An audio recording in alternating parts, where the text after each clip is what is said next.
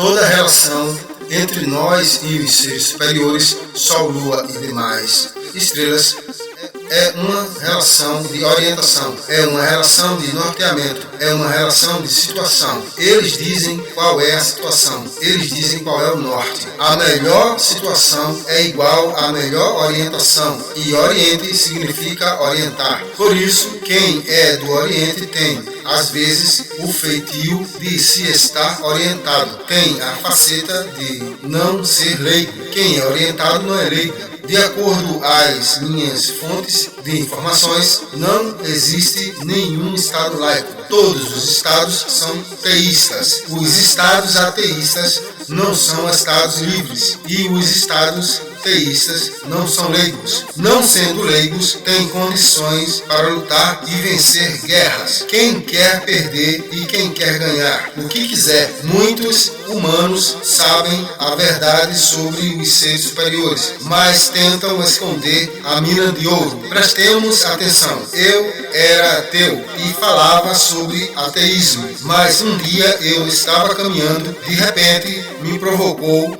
uma vontade, um querer, um desejo de se prostrar e adorar os seres superiores. Eu me prostrei e adorei ele. Um dia depois, eu estava acostado em um batente de uma residência. Meu coração bateu fortemente e me provocou vontade de correr. Eu corri, atravessei avenidas. Os veículos não me chocaram. Quando eu cheguei no mesmo lugar onde me prostrei um dia antes, vi minha alma sair do corpo por alguns centímetros, e uma voz muito aguda disse: é aí. Então o fogo parou de queimar. Ou seja, a orientação é tratar os seres superiores como deuses. E depois que eu retornei ao Brasil, uma estrela do hemisfério sul também me queimou e disse: já sabe como é, eles queimam com uma luz similar a um raio laser de cor laranja, provocando uma áurea ao redor do corpo, às vezes fazendo a alma sair do corpo por alguns centímetros. Será que talvez existam situações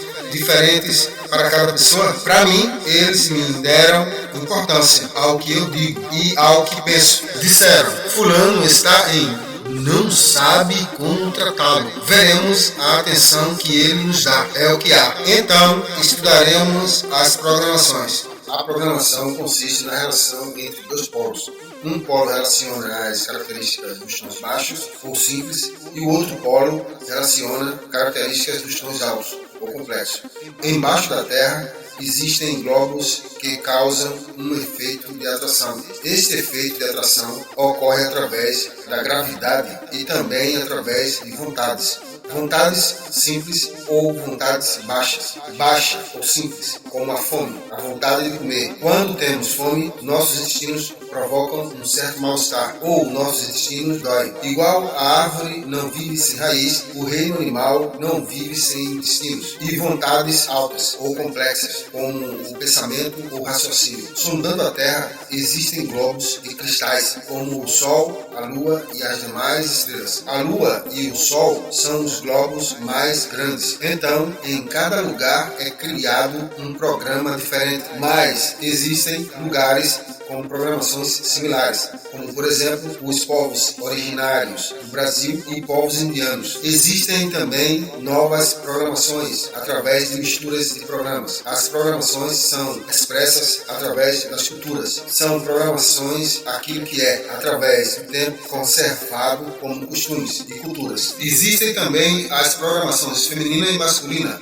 além de outras verdades, os conceitos de moral. E estudar as programações é um ato de muita bravura ou brabeza. A programação é como está organizado o poder. O poder tem tonalidades, mas igual existem os mestiços, existem as afinações entre poderes, a afinação entre programas. O que é o poder? O poder é o saber. O poder é saber a cultura. O poder é a afinação da transmissão. A transmissão é como ocorre o o comando superior astral, o comando dos cosmos. O comando são as vontades, desejos, quereres, intenções, ações, atos. O poder é a estabilidade das vontades. A estabilidade é o saciamento do fomento. É sobre magnetismo, é sobre felicidade, é sobre caminhos, é sobre a satisfação plena. Aquilo em que alguém acredita é o poder deste alguém. E não podemos nos opor ao poder. Quando nos posicionamos contra algum poder, a oposição não é mais o poder para nós. Poder oposto não é poder para quem o opõe. Dessa maneira, o poder é a situação. Porém, a invisibilidade não tem oposição. Logicamente, não é possível se opor àquilo que não é palpável. As programações mestiças são atritos, erros, equívocos, atritos que provocam luzes. O erro é aquilo que é novo. O erro é aquilo que está fora dos padrões. É aquilo que está fora dos velhos padrões. É aquilo que compõe o novo padrão. Podemos exemplificar como se fosse a música. As escalas formam padrões. As escalas formam conjuntos. Cada escala tem suas notas. Cada escala tem seu tom. Um tom para infinitas notas. As notas formam as escalas. Escalas são conjuntos de notas. Algo similar a fazer solos musicais. Mas existem infinitos tons e infinitos solos. Algo igual a conjuntos numéricos em matemática. Então, existem as notas dissonantes. As notas dissonantes são sons que geram tensão e instabilidade musical. Mas embaixo, nos graves, as dissonantes não soam agradáveis, porque os baixos não são harmônicos, são melódicos. Mas em relação à amplificação de som, a qualidade sonora é baseada